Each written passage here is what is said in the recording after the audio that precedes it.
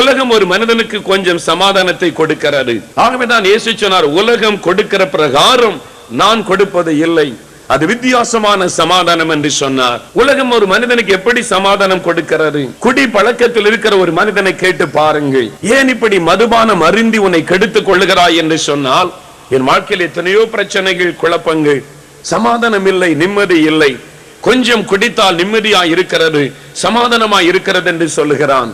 எவ்வளவு நேரம் அந்த போதை இருக்கும் வரைக்கும் கொஞ்சம் உனக்கு சமாதானமாக இருப்பதை போல தெரிகிறது, அவ்வளவுதான். போதை தெளிந்த உடனே முன்னிலும் அதிகமான பாரம், வேதனை அவனை சூழ்ந்து கொள்ளுகிறது. ஆகவே மதுபானம் ஒரு மனிதனுக்கு நிரந்தர சமாதானத்தை கொடுப்பது இல்லை.